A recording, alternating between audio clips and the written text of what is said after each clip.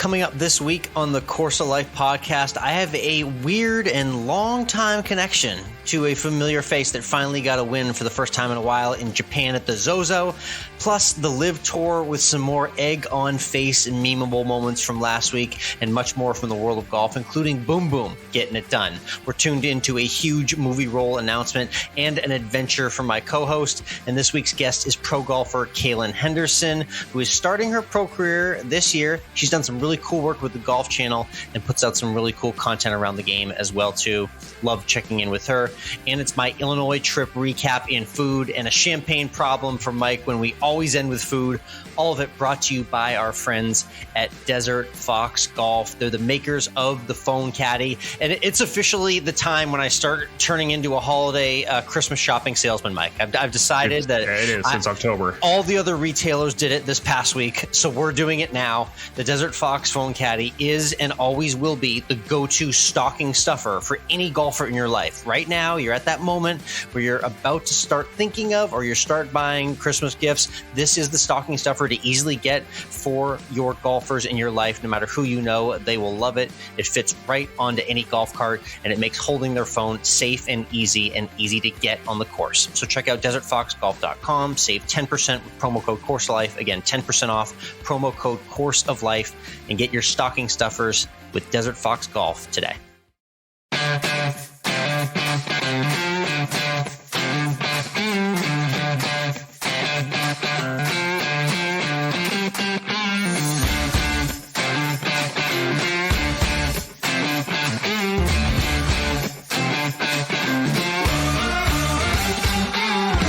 Hello, interwebs, and welcome to Course of Life. We are proud to be presented by our friends at Desert Fox Golf and Tee Up Golf. I'm Michael, he's Alex. And Alex, it was 2015 out there at the ZOZO Championship in Japan, where Rickie Fowler was a 54-hole leader, followed right behind by Keagan Bradley.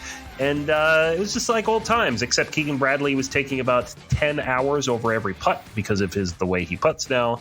But he ended up pulling out, coming from behind. First win since 2019 or so for Keagan Bradley. We kept thinking he was knocking on the door this year. He was playing really well, and it finally came together for him. So the question I have, as all these opening segments seem to go, where I state a fact and then we ask a question, is Keagan Bradley back? Or is Rickie Fowler back? You know what? I'm going to go ahead and say that maybe I'm going to be optimistic and say Rickie Fowler's back, because I don't think that Keagan Bradley ascended far enough down to be needing to come back. I think Rickie really needed this week, maybe even more than Keagan. I know Keagan was very emotional having won very much so, for the first time in 3 years. But Rickie really desperately needed to see something in the form of a full week where he put it together. It's funny that it had to happen halfway around the world in the middle of the night, when not a ton of golf fans may have been watching during football season as we are now. But it was compelling to see Rickie not only hitting the ball well, but getting it done on the greens again, which is when we remember him at his best. He was so great, but it ended up being Keagan, who, like I say forever, I have the ultimate high school connection with. I played high school golf against him, and he kicked my butt in state championships, and here he is after all these years getting it done again on the PGA Tour. Yeah, and his emotion is certainly overflowing.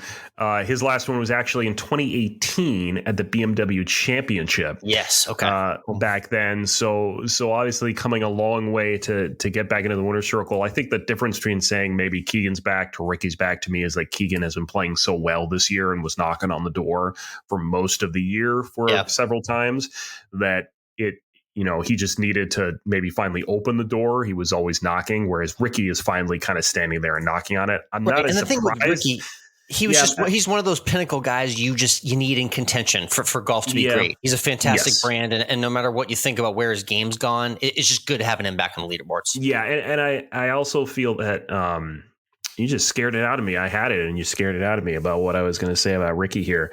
Well, I tend to do that. It is Halloween season. Okay, I know we're only a week and a half away, but I'm bringing the fright already. Regardless, the theme, it was playing out that it was just good for me to see Rickie back on the board because it had been so many years.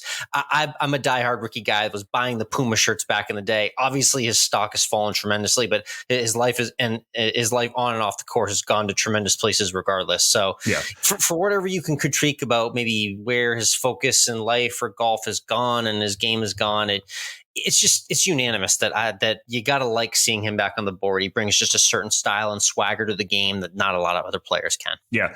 Now I remember what I was going to say. I'm not surprised actually that he didn't hold on and win, because having not been in that position for 4 or 5 years now, and to finally come through and have a lead and play in that final group on a Sunday, you almost don't expect it, really. You kind of expect him to fall back maybe and not be able to play at that level because the emotions are so different that he's not used to having. So that's what I was going to say about Rickie Fowler. I'm glad you got that out. Good tidbit there indeed. But regardless, good to see both those guys back on the board. And Keagan ends up getting it done. Shout out to him. Let's move on to other things going on in the world. LPGA was idle this past week, but they are headed to Korea for the third iteration of the BMW Ladies Championship this year. So the men were in Japan. Now the women are going to be in Korea. So we're still going to get some overnight golf this weekend. Yes, I do like that. I love a good Wednesday, Thursday night broadcast, like a little extra treat that you don't think you should be getting as a golf fan, especially this time of year. So look out for that later this week. That's true. This past weekend as well was the first of 3 kind of rapid succession tournaments where we were just a couple months ago at Twin Warriors out there in the shadow, or really Twin Warriors is shadowing the Hyatt Regency Tamaya out there just north of Albuquerque. Beautiful Sandia Mountains were on display too. Indeed, it was. And just great to see them putting on tournaments, and one of 3 that they're going to have over the next few months here. Yeah, I saw our friend and past guest of the podcast, Derek Gutierrez, who runs the show there. He was the starter on the first tee. I love a good first tee starter intro, and he did a good job for the seniors there. And a tie back, way back, Mike, to one of our first guests ever on the podcast who played in the tournament there, the Senior Club Pro Championship, and qualified for the Senior PGA Championship. Talking about Jeff Brejo, former PGA Tour player who we had one of our very first podcast episodes, finished inside the number out there at Twin Warriors and made it through. So he will be playing as a result in the Senior PGA Championship for that performance at a really cool track, which if you haven't seen, follow COL Podcast on Instagram for all of our golf content from there. Just a very unique venue, and I'm looking forward to seeing the future Club Pro events being hosted here as well. Yes, indeed. Speaking of the Senior PGA, let's talk about the Champions Tour, because Freddie Couples maybe put up the best round of his career, shooting a 60 to have his first W in 5 years. Freaking awesome, man. I loved seeing this. It's been a while for Fred Couples too. You know, he's a guy that has had lingering back problems for the better part of his professional career. So he takes a lot of time off, doesn't play a gigantic schedule, doesn't always have it 100% at events. You know, you always magically see him show up for a round or 2 at Augusta. That's going to happen for the rest of our lives. But good to see Boom Boom get really hot too. I think he had runs of like 5 and 7 birdies in a row in this round. His back 9 was a 30 where he birdied every hole from 12 on. That is the most absurd finish, and that's so on brand for Freddie Boom Boom Couples getting it done. Just one of the original cool guys in golf that you and I grew up on, maybe even pre-Tiger cool. You know, he's been around that long and always just had that slow, effortless swing that got it done. A major championship in his own right, a couple of them, and cool to see him get it done again in style. So I'd like to say that we're going to see Freddie contend at Augusta, but I don't think it'll be the case. But it'd be great to see if he has some kind of really awesome low round or some good shots this year. Just that first round, 70 or 69, get that in the clubhouse, get everyone buzzing. You'd love nothing more. It's true. So the Champions Tour has 54 holes. There's also 54 holes on the LIV Tour. Oh, correct. The exhibition circuit, where literally nobody was watching. Literally nobody was watching. And I don't mean to pound on this feature, because this is something that a lot of people like to criticize or go in both directions on. But the crowd and lack of gallery these last couple of international events has been beyond sad. It's been non-existent. And it's funny because here the LIV Tour was at the Jeddah Golf Club. They're right there. They're right in the heart of it all. Really, really, where all this money and all this hubbub is coming from. You'd think maybe they could have gotten more of their friends and family out there. I don't know. It was just funny to see how ironically empty the crowd was for an event in Saudi Arabia where really this entire controversial league has stemmed from. An interesting juxtaposition this past week there on the LIV. It's golf, but emptier. So yes, yeah, and complete silence when Taylor Gooch holed out a wedge from the fairway. Golf but louder, not really resonating in these last two events. It's very clear. Let me put it on the positive side for LIV. It's very clear they need to be stateside in the United States to get a real true buzz. We saw a little bit of it in London, tiny bit. But they really are going to get any form of massive crowd. It's going to have to be in the United States first because they're not able to bring any sort of international golf audience in so far in season one. Yeah. Brooks Koepka, though, he did shoot a 62 in that first round. I think for a brief time there was thought that he could shoot a 59. But he finally wins on LIV. I think this is his first win on the LIV Tour as well. Yeah, he got a little emotional. I don't know how real or fake that emotion was, but he said he was a little emotional. He's pretty stone-faced in general. But shout out to Brooks for getting it done. So this weekend, the PGA Tour heads back to a venue they've played at before, but for this tournament, the CJ Cup, it is a new venue for them. Yes.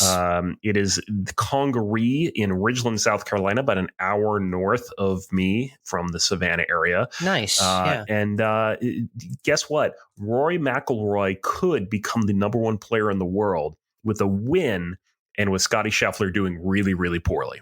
Okay, yeah. I was about to say, how poorly does Scottie have to do for that to happen? I don't know how crazy that is, but it's interesting to see that Rory is creeping up on that world number one ranking that Scheffler has held for so long since I watched him win at the match play in Austin. Jeez, it's been that's how you know it's been a while. So he's been holding on to it ever since.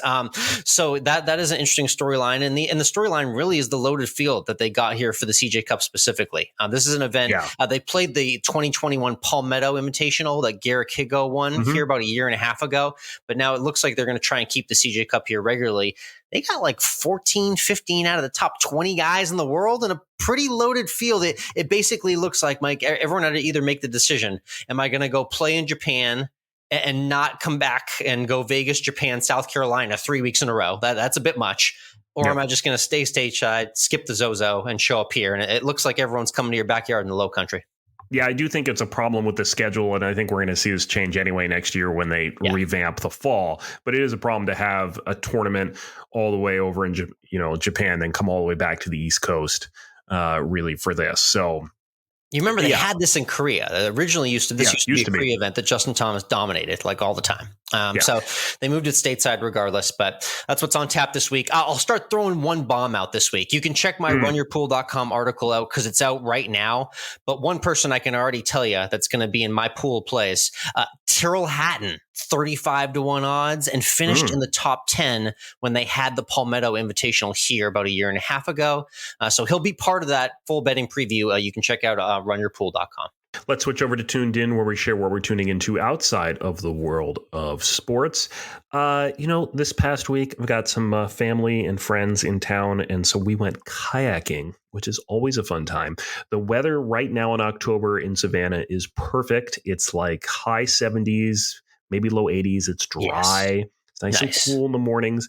So I did a trip that we've done before. We went out with Savannah Canoe and Kayak Company, which if you come here, that's the place you want to go to get a kayak tour.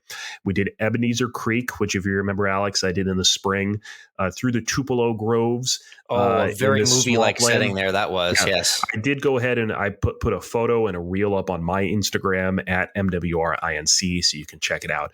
It is just gorgeous. It is so unique, and it's like a lazy river too. You don't need to paddle too hard. You're not going against any current or anything. You see some wildlife out there too. We saw some turtles, no gators this time around. But it's just a good way to kind of spend your day. It's only about 2.5 hours out there on the water. Nice. It's just relaxing. You get to commune with nature. And I know that's maybe a bit of a ironic thing to say or weird thing to say these days. It doesn't have the meaning that it really should, but you do get to kind of see everything and these cool trees and how calm it is out there and just the craziness that Mother Nature can pull out and kind of create beauty with. We're golfers at heart. We love the nature in any form. So I love that experience. And I love your water level camera shot too. Gives it some really nice perspective out there. Yes. That was a cool adventure indeed. I'm putting you on the spot now from my tuned in. We did not discuss this at the forefront, but there was a massive Hollywood movie role announcement that hit the world of golf this past weekend. Yes. Do you know what I'm referring to?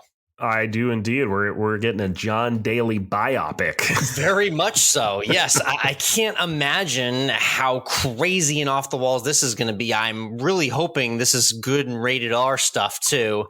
And playing the role of John Daly, none other than Jonah Hill. Your initial reaction and thoughts when you saw that headline? I think he's a little short. Yeah, probably. Yes. Give him some platform shoes. Yeah. That said, I mean, physically, he's probably the closest looking. And Jonah Hill is certainly a fantastic actor. We've seen him come a long way from whatever that comedy was that I'm forgetting the name of back. Superbad. Superbad. Thank you. Yeah. He's come a long way from that. So, he's technically. He's certainly got the game. I don't know. I actually don't know if he's a good golfer or not, but we're going to have to get him on the podcast so he can tell us about, his game and then what the movie's going to be like. We are. And if the producers, directors, or studio are hearing this, we'd love to have him or any cast member on to preview the film as it gets going and gets made here. But the thing that will break the internet for sure is once we get him in the full John Daly makeup and blonde hair from his younger days. And then we're going to get that still, like before the movie comes out, you get those still shots of what they look like on set. That's going to break there's going to be a lot of critiquing when that comes out for sure. I'm curious to see how they pull that look off. Yeah, this is going to be exciting just in general. That's going to be a good much watch. We'll be following all the proceedings with that movie getting made, but Jonah Hill as John Daly coming to a theater near you. Let's go ahead and get into this week's guest. We've got Cailyn Henderson. She's a newly turned professional. It's got some impressive amateur wins under her belt in the state of Indiana. She's had the opportunity to be part of a broadcast team for the NCAA National Championships on the Golf Channel as well. And Alex, you have a kind of a wide range of conversation with her during this, from her, turning pro, as well as some of her content that she puts out on social as well. It's very unique content because it does dabble in an interesting area of the internet, which is always fun to talk about, which is obviously religion based. But Cailyn does a really awesome job about putting kind of golf and life in perspective from her vantage point. And that really shines through in her content. And she has an awesome personality that shines through here. So I look forward to everyone hearing this conversation with Cailyn Henderson. And we'll get to that conversation in just a moment. But first, let's talk about Tee Up Golf. These are the guys that make some sick polos, but they also make really comfortable joggers. That's right. Michael, the guy who constantly says Justin Thomas should not be wearing joggers out on the golf course, is telling you, listener, let Tee Up Golf makes comfortable joggers that I have worn multiple times. Unfortunately, I haven't gotten out on the course yet, so I can't report there. But I can say I'm excited to wear them on the course sometime during the fall here because I just like them out and about on town. They help kind of dress down a little bit. They look good. They got nice deep pockets, which is nice as well, which I know is going to be good out on the golf course for that as well. And they've got I don't know what color you got, Alex. I got this kind of nice electric blue, kind of dark electric blue. Yeah, and it's just it's sharp. It's sharp. Let me say that. This is unironically the best endorsement you could really ever give because you were at one point against the idea of putting said pant on you, and now you are telling us how much you love them. Here's what I would say is that I think what I really don't like when I see a jogger is no socks. I think that's part of my problem when I see like 2 inches of skin between the bottom of the jogger and the shoe. Okay, so the length is hitting just right from Tee Up Golf. I like that. The length is right, and I still wear socks with them. So that's what I'm saying. But if you don't want to wear socks with them or you want to wear no-show socks, that's perfectly fine too. You do your own.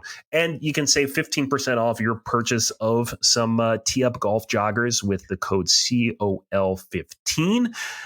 So you can get those pretty easily wherever you want. It's teeupstore.com and use our code again, COL15, to save 15%.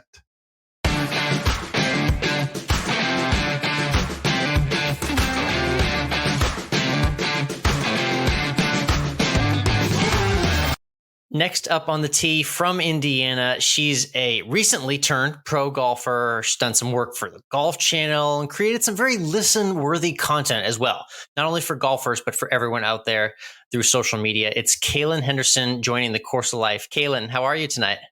Good. How are you doing?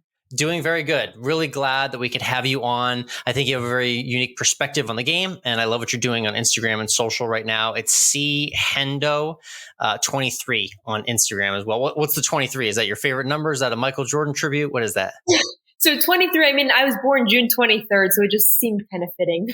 Got it. That makes sense. In terms of golf, I know you're a pro now, so you've obviously worked your way really nicely through the amateur ranks, which we'll talk about as well. But what are your earliest memories of the game? Maybe what first struck you growing up playing golf? So what first struck me is I started playing golf when I was 3 years old, so extremely young.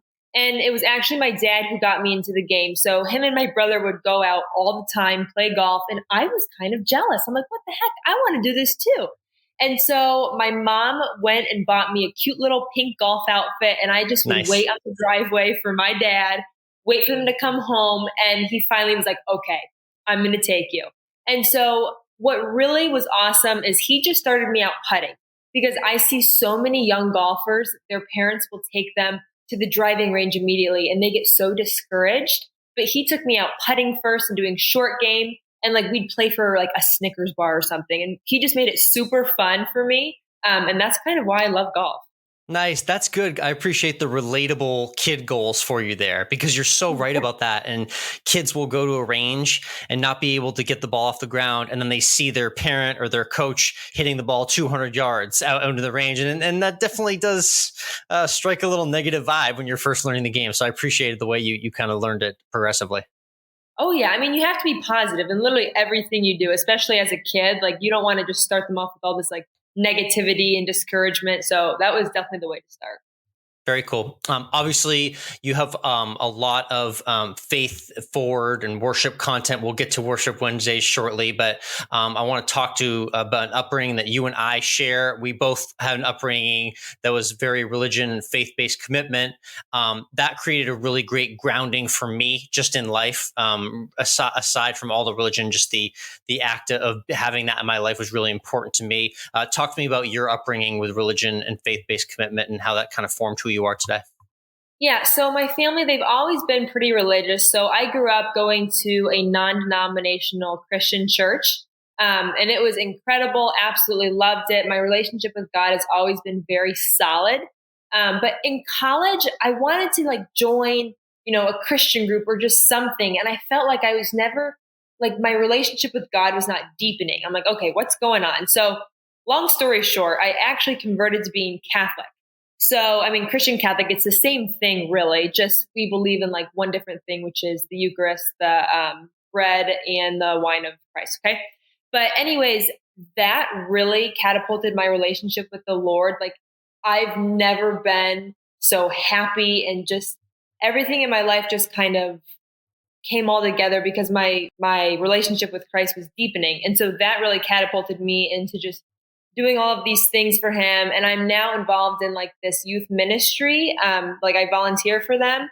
So it's just like all these different things are just like coming together. And it is like, if I did not have God, I mean, I wouldn't have been. I love that. Very well said. One thing I will do, I'll make a little bit of a leap, which is a fun comparison to make because the game does have us thinking about anything and everything.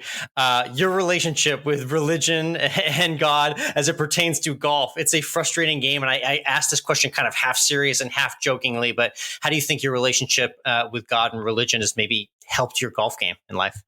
It's really helped me because when you go out and you play golf and let's say you play poorly in a tournament or something like that, you almost feel like golf is your identity.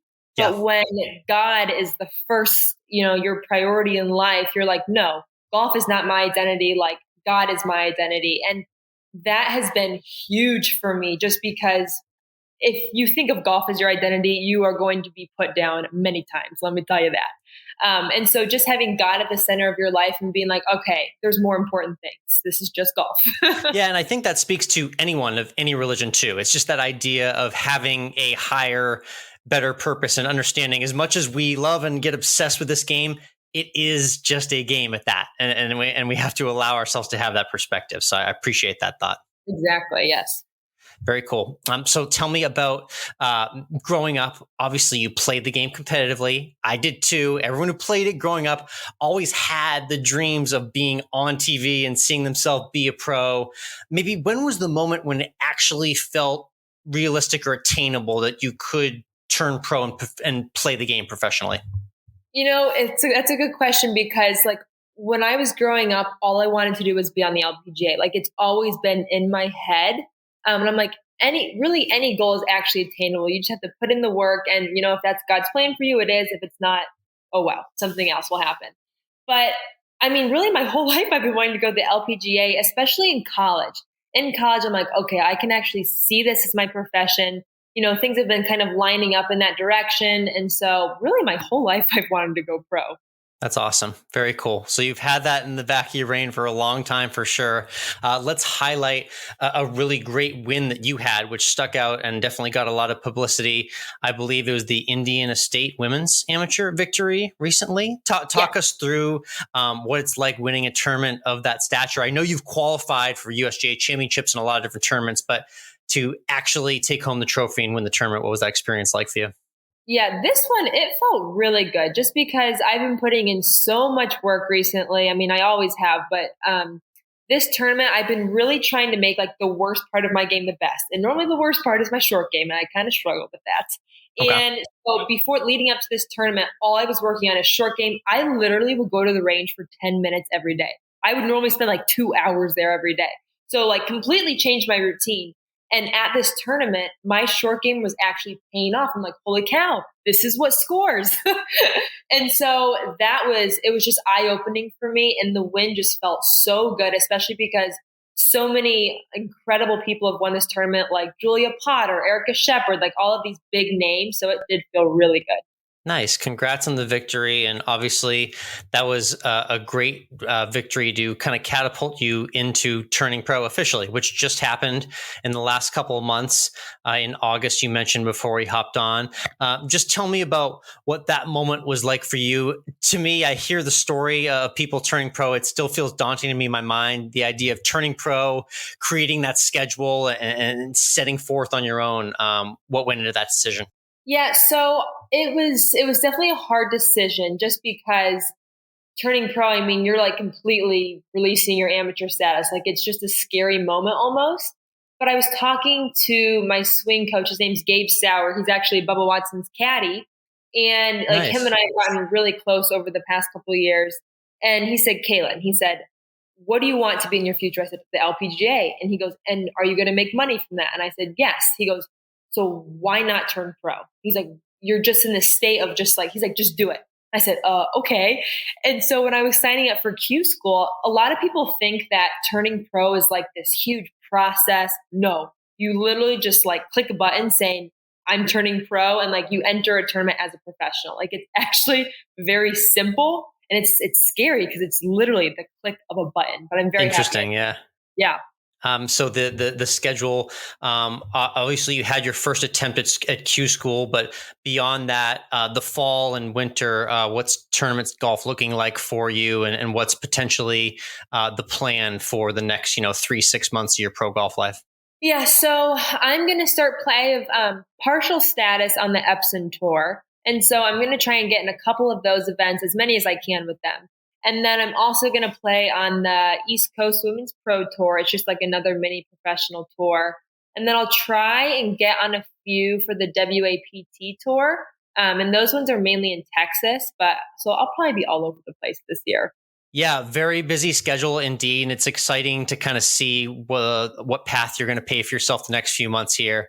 Let's get to some of the cool content that I'd seen from your Instagram. Again, it's chendo23 on IG. We have to talk about Worship Wednesday, which is, I think, how I originally found you. These reels and these cool little excerpts that you do are really nice because they offer a lot of perspective and yours on golf and life. They're very relatable, but I appreciate that they're not too like overly preachy.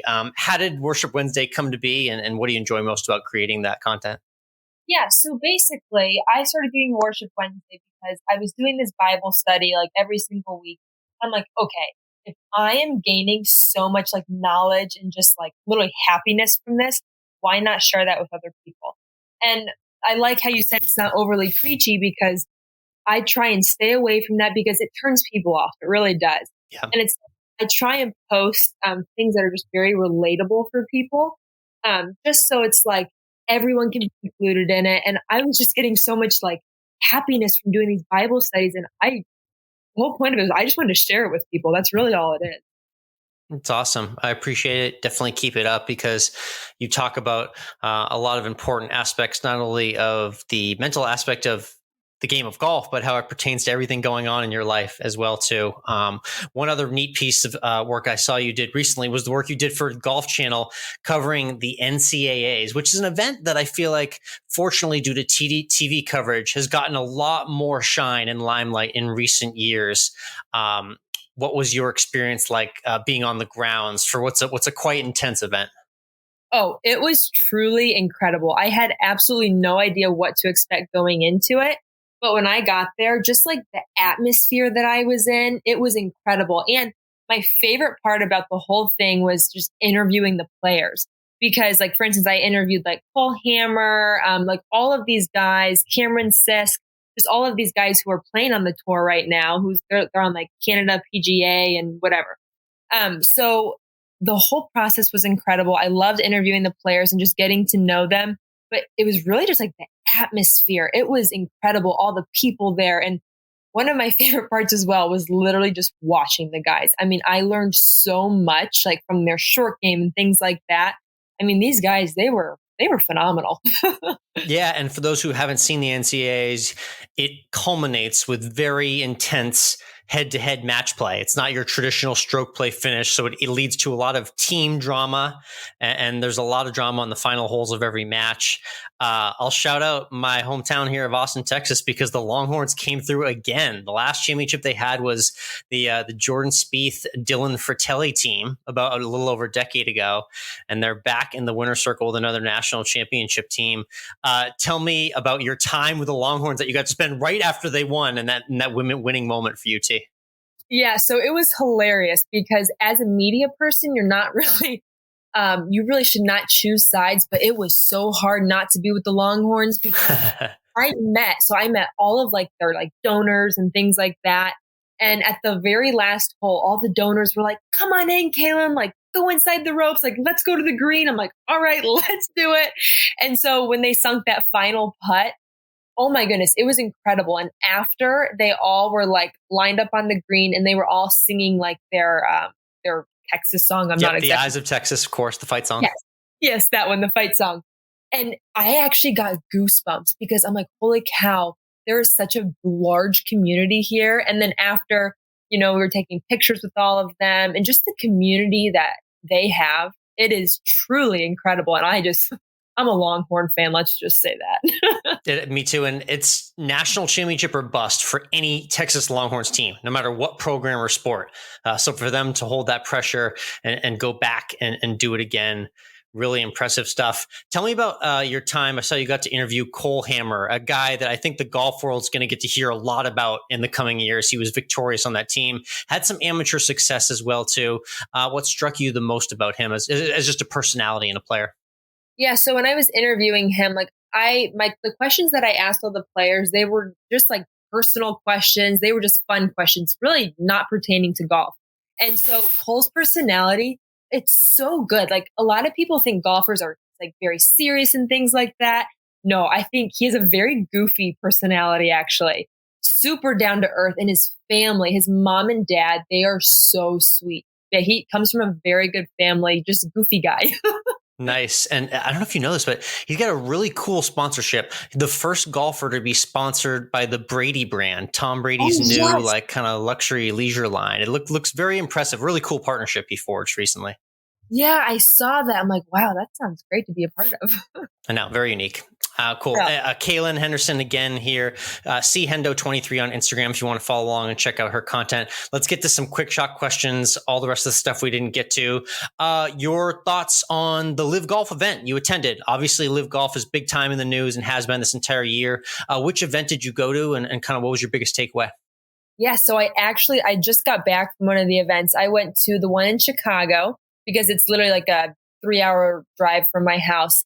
It was just very interesting. I wanted to go see it for myself. Yeah. And the environment is way different. I mean, when I got there, music just blaring, and there were games everywhere. And on the first tee, they had a microphone. They were like, get hype. And I'm like, what is going on here?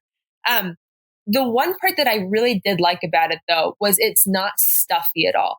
Golf can be a very stuffy sport, and they actually really did make it enjoyable to be a part of. The music, that's the part that I liked about it. But I just wanted to go see it for myself. And that's what I did. And I agree with that. I appreciate the getting rid of the stuffiness. And I think there's a perfect line in between that louder intensity of LIV Golf and what the PGA Tour product is. I think there's somewhere about halfway in between, which if we get there, when we do, is going to be really awesome. I do agree, because I feel like I would love if the PGA Tour took little aspects like that and applied it to them. I think it would just be incredible. Very cool. You had a very interesting, profoundly weird golf shot where you hit a bunker shot recently on Instagram that hit the back of the cup in the air and did not go in. Was that the weirdest golf shot you've ever hit, or have you done stranger things? Oh, that was a weird one. Let me tell you. I mean, I've had a lot where I hit the pin and it bounces in the water. That's happened to me multiple times, but I've never had a ball land at the back of the cup, make a ball mark, and then bounce right. It was the weirdest golf shot ever. And I got it on video. It was so funny.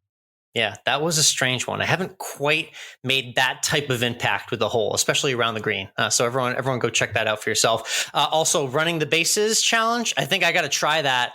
I'm not sure if I can beat 14 seconds. Do you think you can go faster than that? I don't know. It was hilarious too, because I just had tennis shoes on, and it was that gravel. The first time, I thought I did 2 takes on that one, because the first time I did slip, I probably should have put that in. Yep. You have to when you're going around the bases, you got to slow down a little bit and then speed up. But no, it was so fun. Yeah, you got to take those corners pretty lightly, especially at my feeble age too. So you got to be careful. I'll have to try that and see what my time is. You should. What's a cool maybe course that you can put on people's radar in Indiana where you are that people should go play if they ever venture through the state? I would say Sultan's Run. I actually just got back from playing there. It's in southern Indiana. It's called Jasper, Indiana specifically, and it does not feel like you are in Indiana. I mean, it's super hilly. The views are just gorgeous. But yeah, Sultan's Run is awesome. Okay, I'll have to look that up. Nice. Yeah. Love adding those to people's radar. Appreciate that. And then we love finishing with our 19th hole question. When you get in from a great round on the course into the clubhouse, what's your go-to order for your favorite meal and drink? Oh my goodness, this one is so easy. Everyone who knows me will know this. I do a chicken Caesar salad, sweet potato fries with barbecue and ranch, and a root beer. Oh, wow. That is so detailed. And you spit it out very fast, so I can tell it's a regular order as well. Oh, very regular. What's the best chicken Caesar salad? What's the best one you've had? Do you know? Oh, that is so tough. One of the best ones I've had is actually at Grindstone on the Monon. I think it might be a local restaurant. I'm not sure. Okay. But that one's been the best one. But golf course? I don't know, honestly. Yeah, well, the chicken Caesar and the chicken Caesar wrap seems to come up a lot when I ask this question. So no way, that's funny. The wraps are really good too. Very popular pick. Awesome, Cailyn. Thank you so much for joining the Course of Life. Looking forward to following your professional career and what it has in store for you. And hit them straight as well. Thank you so much. It was so nice meeting you.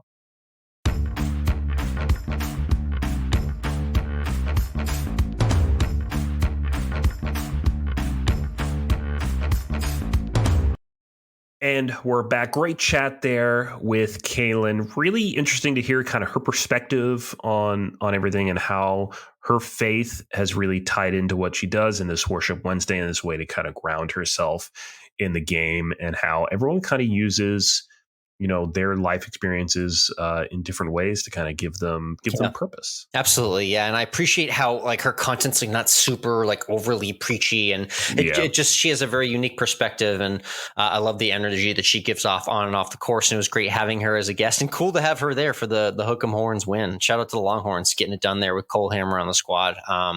So yeah, neat perspective from Cailyn. Be sure to follow her, chendo23 on Instagram, and we'll definitely have her back on again. And if you like that conversation with Cailyn plus everything else we do here on this podcast, make sure you hit that subscribe button on the podcast app you're using right now. You can also follow us on Instagram, COL Podcast. He's Course of Life Alex on Instagram. I'm at MDBRINC. Twitter is where we talk during the week about golf and other things in sports. You can find us there. He's at Course of Life 1. I'm at MWRINC. Nailed it. Let's talk football.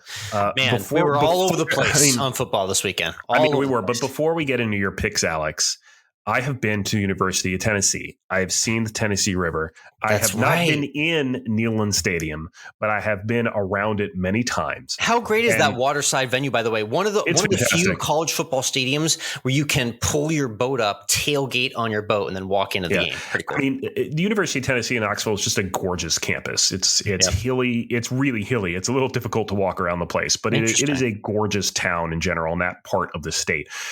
But it was just crazy to see that scene when Tennessee got it just barely over the goalpost, and then decided to escort that goalpost out the door, down the road, and into the river. Yes. Yeah, the knuckleball got over, and Tennessee defeated Alabama for the first time in like 15 games against Nick Saban. Huge, massive program shifting win for them in the SEC. The thing about the goalpost is it never usually really makes it further than like being taken down and walked somewhere around the field. That's like usually the end of the story with the goalpost. What these volunteer students did was like absolutely extra and way too much the most. I didn't even realize that was a thing. You could take it out that far, but they did. Yeah, it was pretty incredible what they were able to do with it. And so because of all this, the University of Tennessee was A, slapped with a fine. Yep. $100,000 fine. And B, they now need to replace the goalpost for the next game.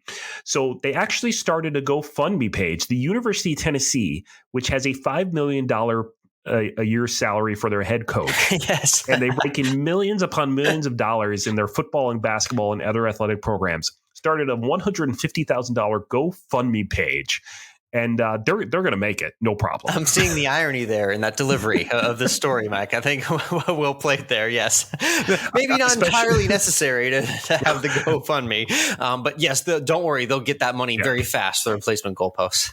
I especially like the president who was in attendance of the game. There's a video going around Twitter where he was asked, like, how do you feel about this? You got to buy a new goalpost. And he's like, it's fine. We'll do it every year if we have to. So cost of beating Bama, $100K. Fine. Done. I'll take it. Done. The picks were in summation interesting because they were 50-50. It was a 50-50 split, 6 wins, 6 losses if you followed on Twitter. But the important lesson here, Mike, again, is to be following our friends at Run Your Pool and my weekly articles. Because if you just took those 5 games that I picked early in the week in my college football weekly preview, you went 4-1. So that's really the lesson here, is to follow the Run Your Pool preview in addition to myself on Twitter, so you can get the full scope of what I like each week.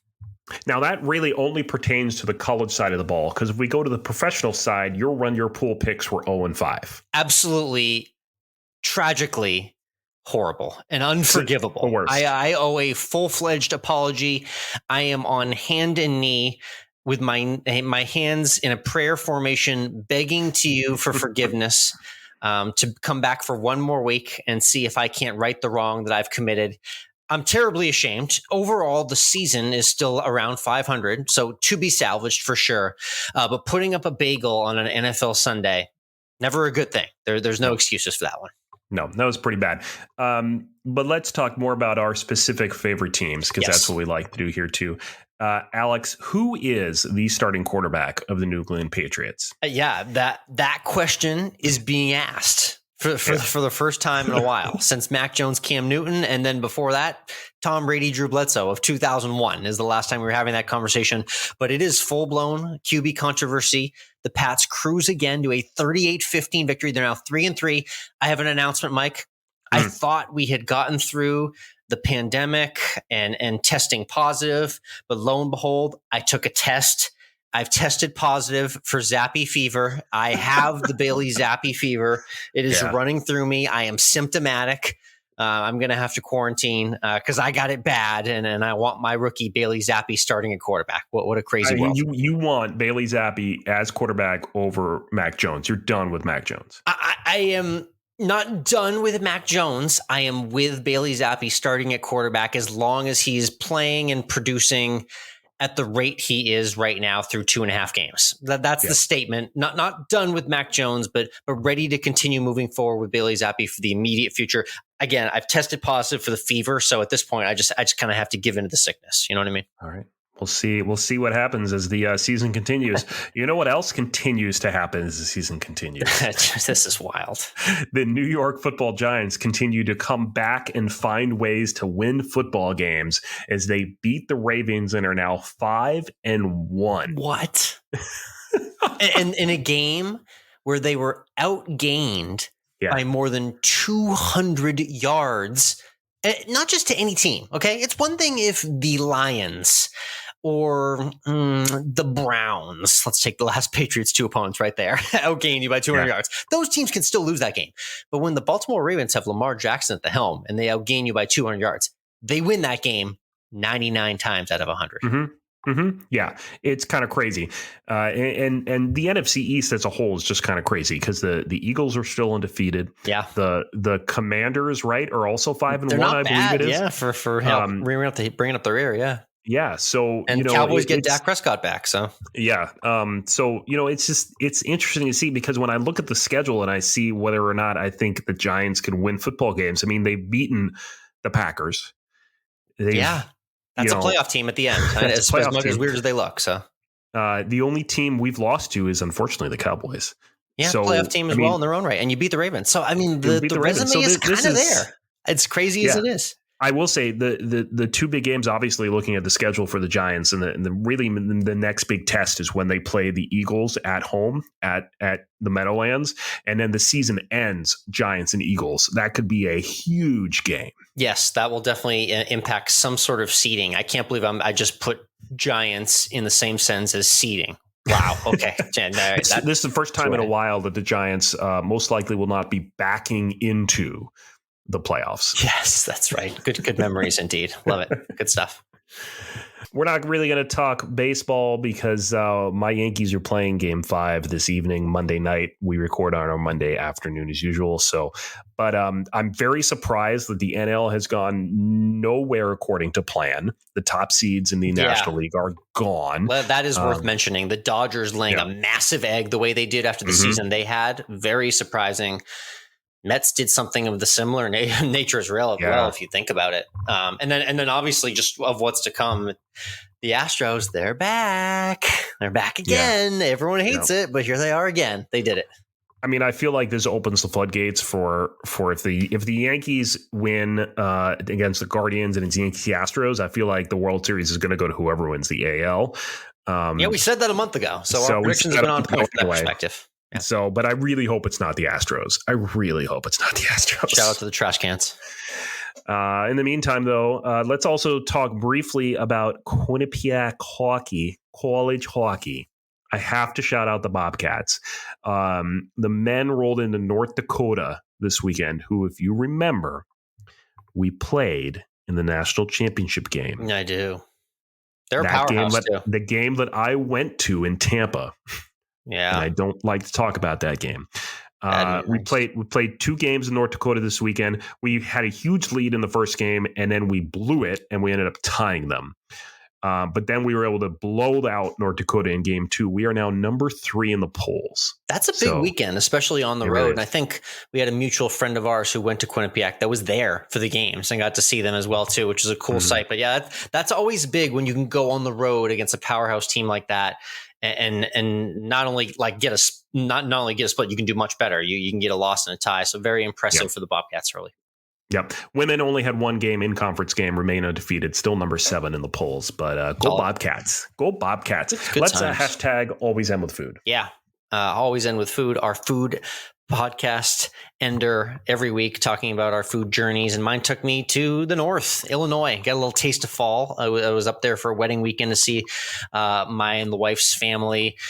So basically the main highlights, obviously, follow Always End With Food on Instagram, and you can check out the reel and the story I created, my journey to the Italian beef sandwich that I covet so much at Portillo's.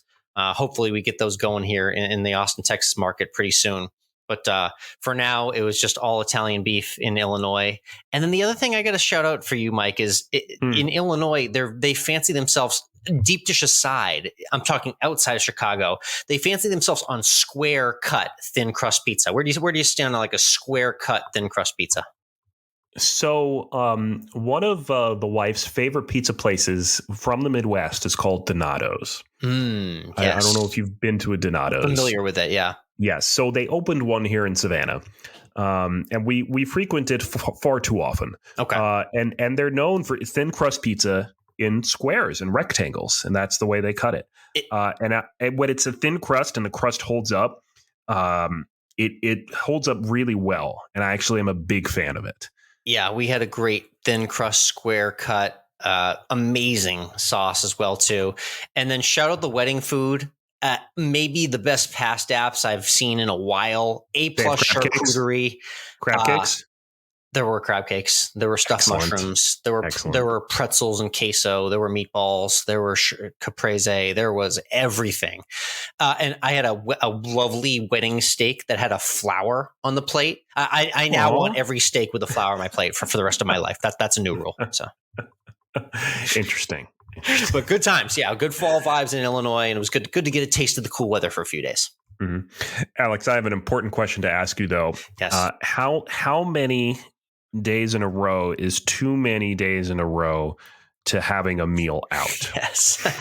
Yeah, this is the champagne problem segment of the podcast I mentioned at the top here. I mean, for me, you know me, when I'm on vacation in Florida, I mean, we could go several days in a row. Let me reframe the question to when you're at home. Yeah, at home, it's hard. I mean, if you get more than like 2 or 3 meals in a row, and it's starting to get a little bit questionable at that point. Yeah, because we did last week. We were exhausted on Wednesday. We went out for dinner on Wednesday. Thursday, we didn't eat out on Thursday, but we did some shopping. We had to go out and like hit the stores late, so we got something like a pre-made meal to bring home and cook. So we didn't really cook.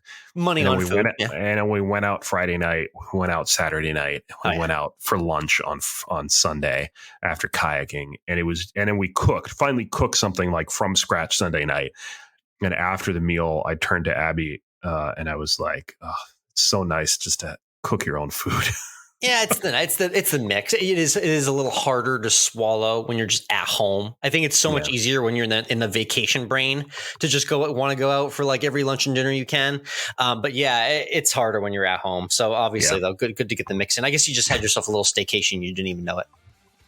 It didn't feel like that. I'll say that. It didn't feel like anything like that.